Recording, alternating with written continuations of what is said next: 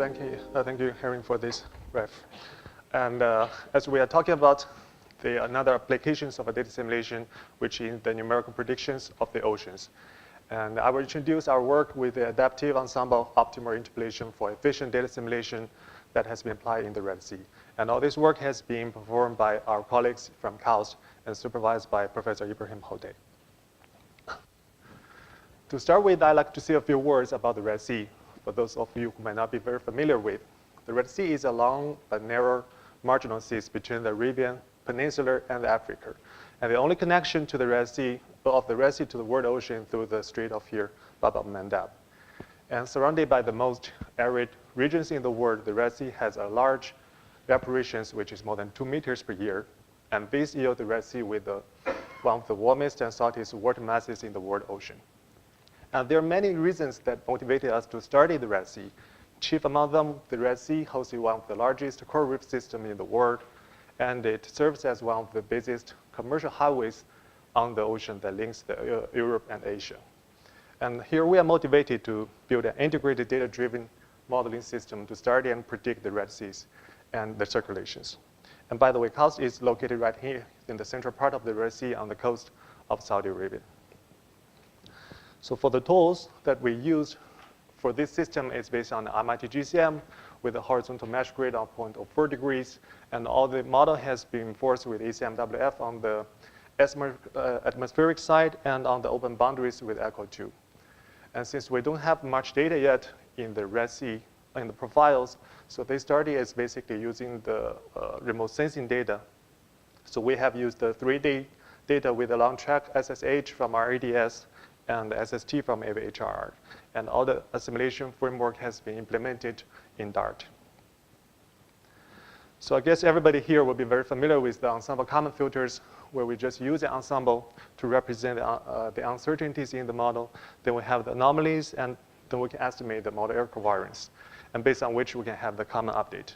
And the one that we implemented here in the system is ensemble adjustment Kalman filter, which is a deterministic Kalman filter where we have the exact solution for the ensemble mean and covariance. Then we'll resample the ensemble of anomalies of analysis.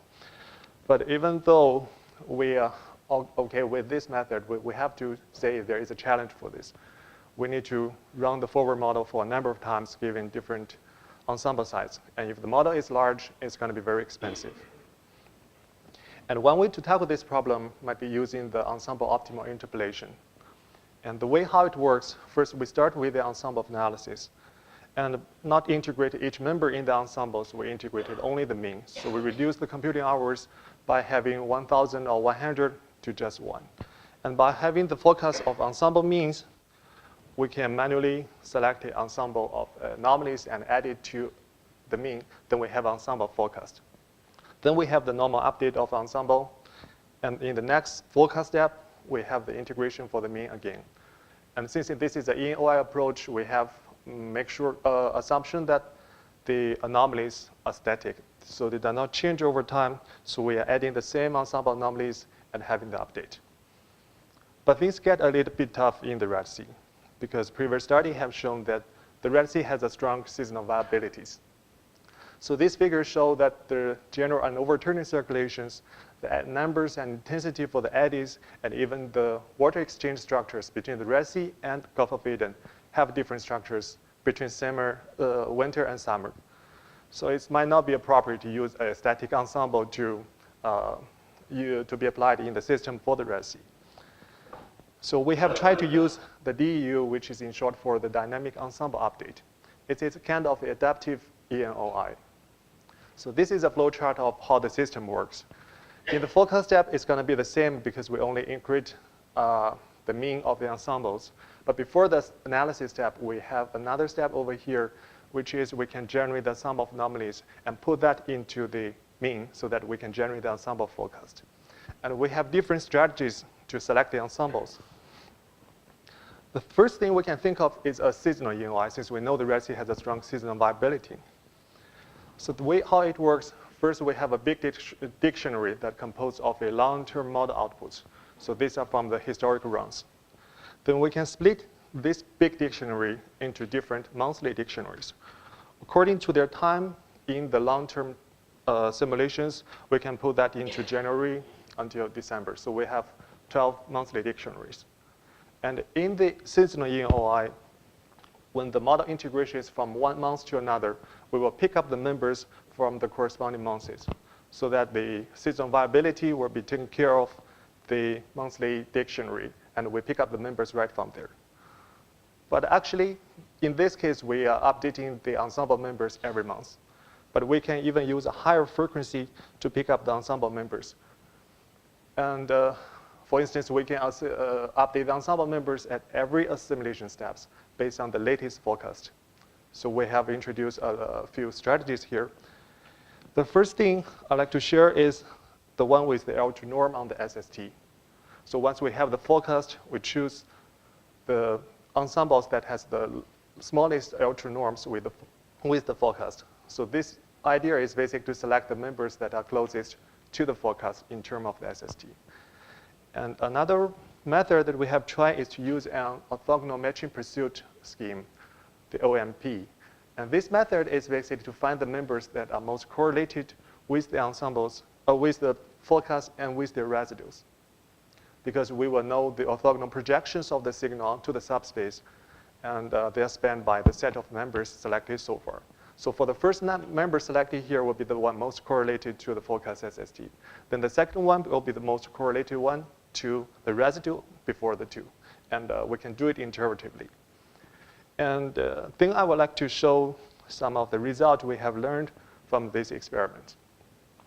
So these are the ensemble spread. By the way, all the experiments start from the first year of 2006. So this is after around 16 assimilation cycles. So we have provided here the ensemble spread in the EnKF, seasonal EnOI, L2, and OMPs with the corresponding spread of SSH, SST, and the temperature across the sections along the axis of the RMSE. So what we can learn from here is that even though it's only after 15 or 16 assimilation cycles, the EnKF is almost have the smallest ensemble spread in terms of the SSH and SST and in the temperature. So the ensemble members are collapsed and they are converged. They are quite close to each other, and they are not able to show a large spread.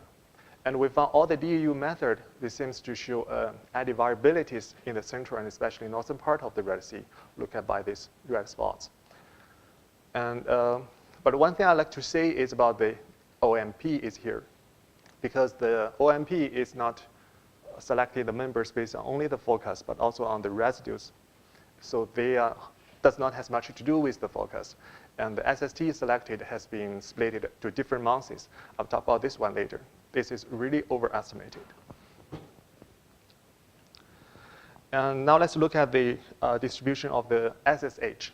So we have also different schemes with their forecast analysis and the increment, which is basically the difference between the forecast analysis. So I see all the schemes seems to have a good performance with the evasor data with the basin scale gradient, which is higher in the southern but lower in the north part of the Red Sea. And almost all the increment has been localized in the central part because these are the observations available during the 3 days. And the ensemble spread in the EnKF is small, so the increment here is small because the filter does not weight too much on the observations.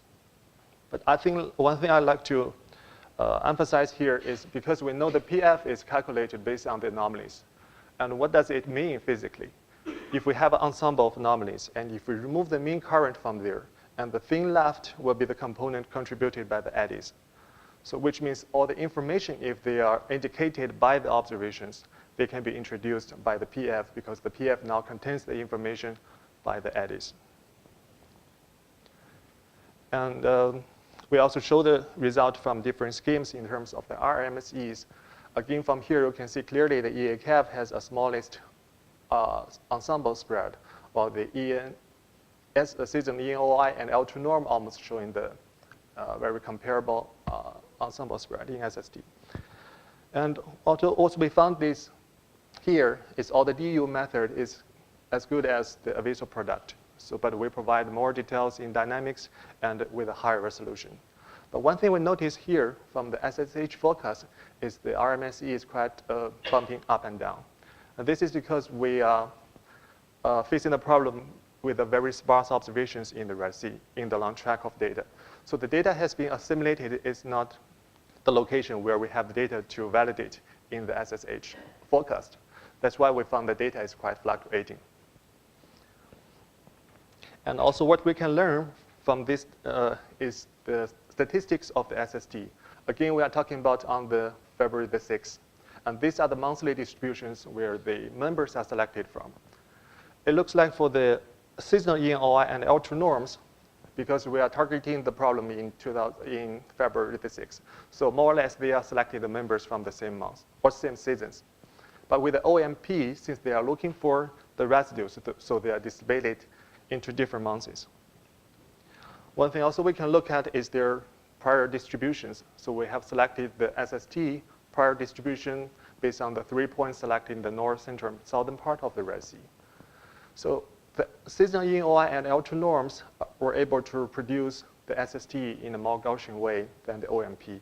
And it looks like the L2 norms works the best. And we know all the ensemble common filter framework has been generated based on the Gaussian assumptions. So if we have a Gaussian framework here, a Gaussian distribution here, we can generate less errors if we represent this only by the mean and covariance. And another thing I like to bring onto the table is by the larger ensemble sizes. Because we know there are many reasons that we should go for a larger ensemble size. They can add additional error directions by increasing the rank.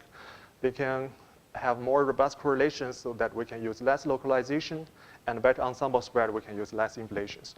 And both the localization and the inflations may generate some problem in the dynamic of the models. They may break the dynamic consistent for the model.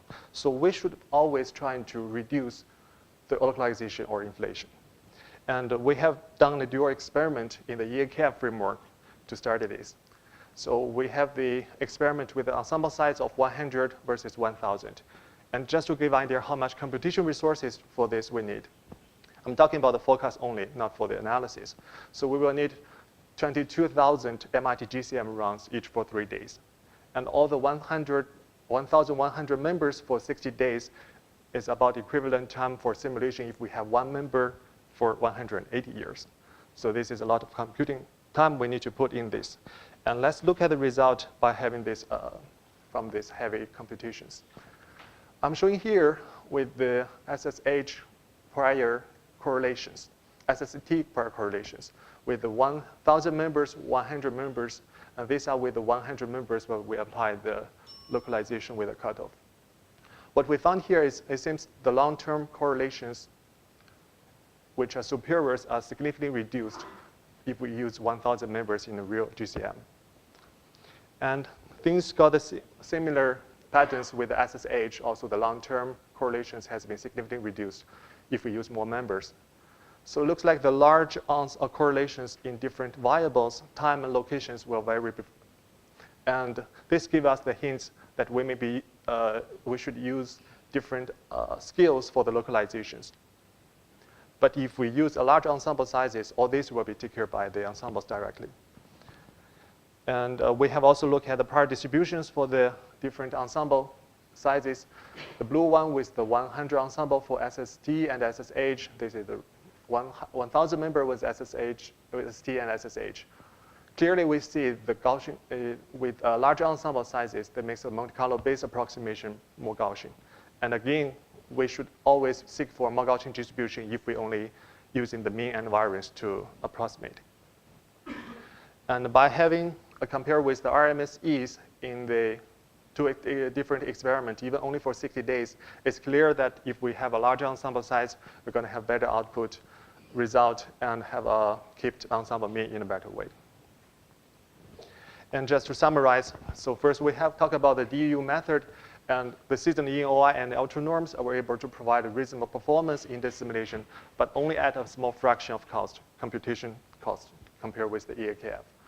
And the EnKF has many advantages if we implement it with a larger ensemble, but it's going to be too expensive to run.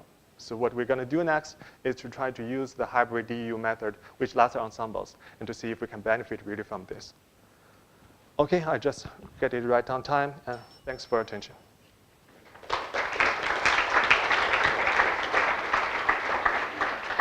Thank you.